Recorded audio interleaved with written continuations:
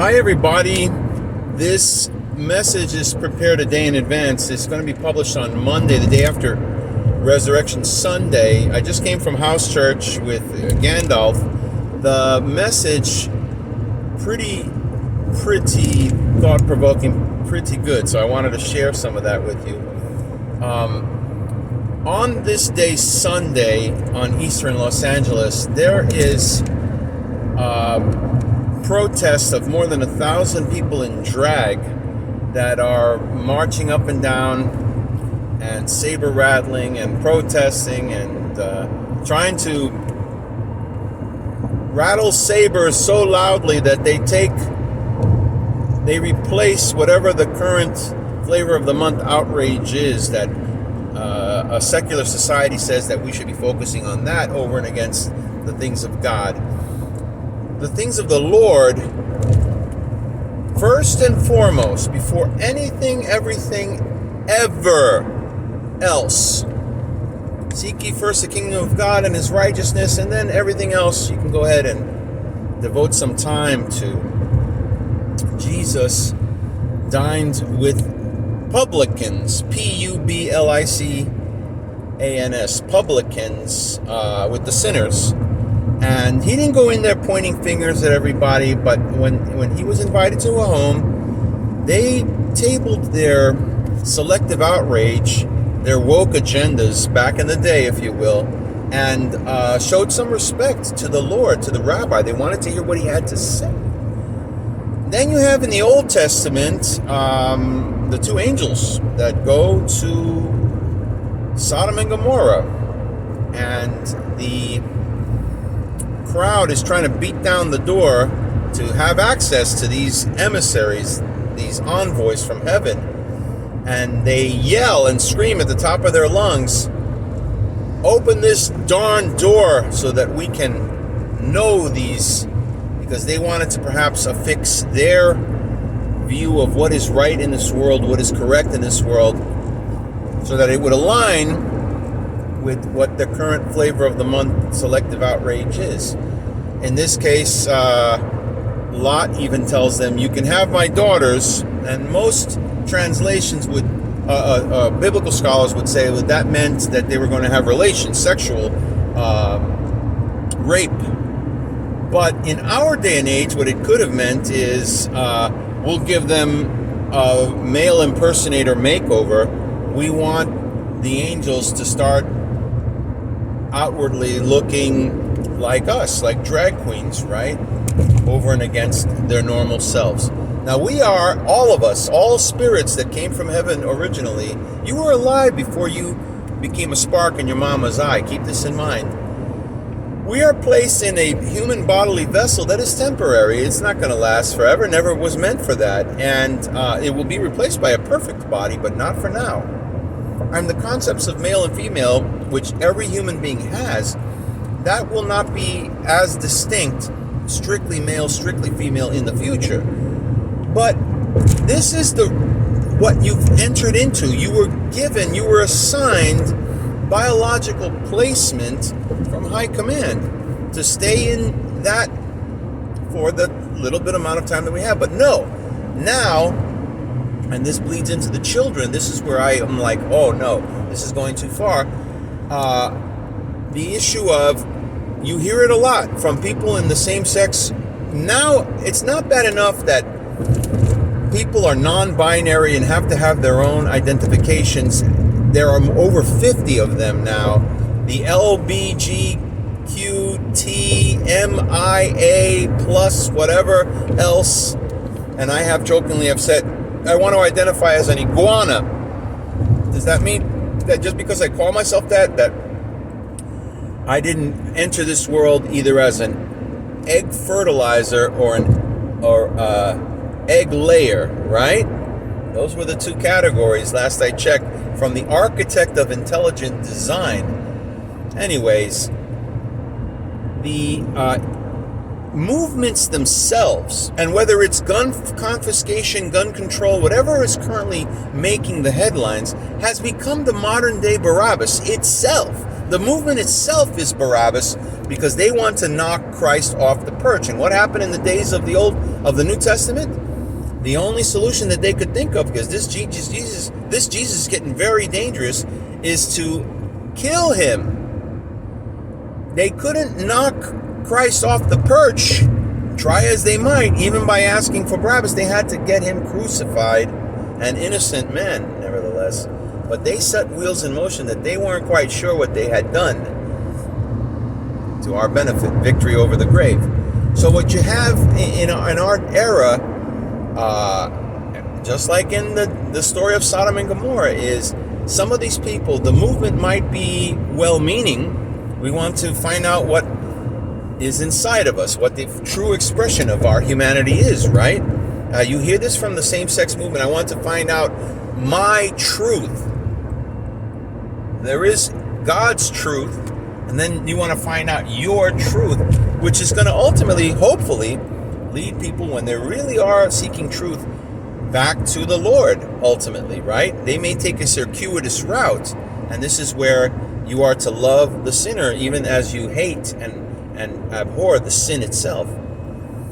They will, hopefully, many of them, find their way to, at the very least, rather than being a resident in Sodom and Gomorrah where the angel said, we've had enough, this is scheduled for demolition, there's no turning back, to, okay, Jesus will commiserate with the publicans as long as they show contrition and they pay respect. And one of the things that I've said this again and again regarding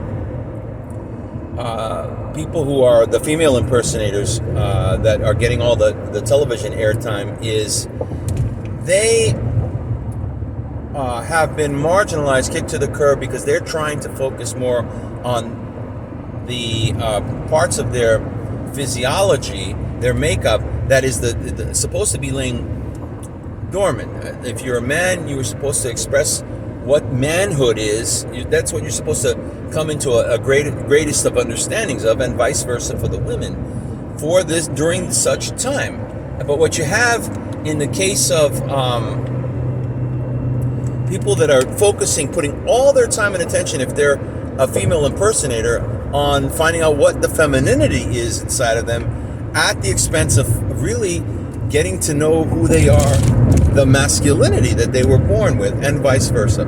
Now, I have a little bit of sympathy for these guys, because I have been into cosplay, dressing in the Marvel Comics tradition like these guys, Batman and the like, going to Comic-Con. Up until a couple of years ago, before pandemic, I had gone to my 44th consecutive Comic-Con, dressed up in my comic book swag. So I never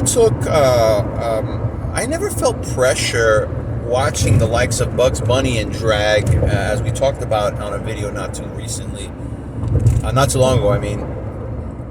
So I have the idea of being kicked to the curb and marginalized, treated poorly by other people because I'm a nerd, I'm a geek. I understand what that is, and not to the extent that some of them have. There's a lot of must be a lot of sadness, loneliness. They are on a quest, some of them. But what happens with these movements, so to speak, even if they're well-meaning, such as defunding the police, they may have started about trying to raise awareness of mental illness, or not feeling like you're getting the fair shake, the same treatment. Homelessness is another huge issue. Feeling that they've been kicked to the curb, for instance, for whatever the current thing is, right?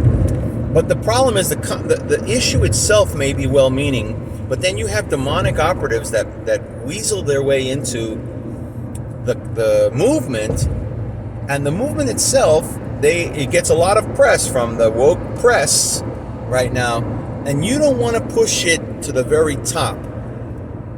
Seek ye first the kingdom of God and his righteousness, and then all the other stuff then can have their day in court, so to speak.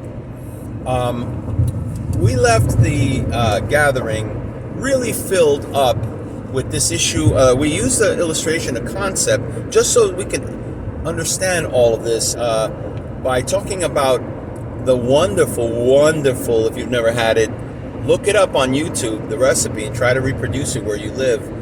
The Mexican soup called pozole, which among the key ingredients is chile verde, seasoned shredded pork, hominy, onions, cilantro, among them, and it's wonderful. But each of the ingredients in and of themselves does not make pozole. Pozole is the work of an ensemble of ingredients all put together. And we were thinking about how it just takes a couple of bad apples in the case of these movements, these things that people get riled up about. I wish a lot more people were riled up and passionate about the things of God than they currently are. You know, you have these Christians in name only, like, you know, the term Republicans in name only, but you have the Christians in name only championing causes, rah-rah, tooting God's horn on Christmas and on Easter alone, right? And then what the rest of the year they don't do anything? They are living on life support spiritually. They are the walking dead. They don't even realize it. You want to have a real relationship with God, it's every single day. Seek to put a smile on the faces of heaven's royal court periodically throughout each and every day without fail. And you'll see that your life will make strides, big improvements from one day to the next, because you have given the correct priorities one to another. Lots more information about Holy Week. Holy Week is 8 days, by the way, sandwiched Palm Sunday to Easter Sunday and the 6 days in between. We did meditations that feature a fantastic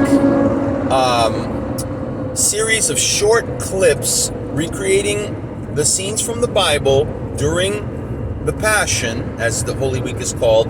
But you see the tableaus, you see the scenes, the clips in the time of the Gospels, Matthew, Mark, Luke, John, but you hear the people, the actors are performing it using, and this is what makes it unique. And all the material's right here. Pause this and then go to that website. This is our website. They're speaking in the KJV. They're speaking in the King James English, the King's English of old, the 1611. So you're hearing it in a very interesting way, because the way it unpacks and the way it sounds is poetry. It's beautiful. It's especially to hear it. So you don't want to miss that. The whole Holy Week, the last 8 days, you know, the site itself has an archive of material in perpetuity. The previous days goes down one, then today's, and then the next days goes up, and the previous days goes down once again. We're getting ready also for a campaign, as we do each and every month, to go out to help the homeless right here. And you can help us, and we need your help. The kingdom of the homeless in where I live is growing by leaps and bounds, and right now we're at a clip of spending about $800 a month, and all donations are accounted for, every penny accounted for, and gratefully appreciated. And but it just keeps, you know, the provisions that we bring are always far surpassed by the number of need, the necessity that's out there that just seems to be growing and growing out of control. Okay, so all of that said, just have yourselves a blessed week ahead. Batman out for now. Eyes on the prize. Where your treasure is, that's where your heart is. We'll see you tomorrow. Holy kiss.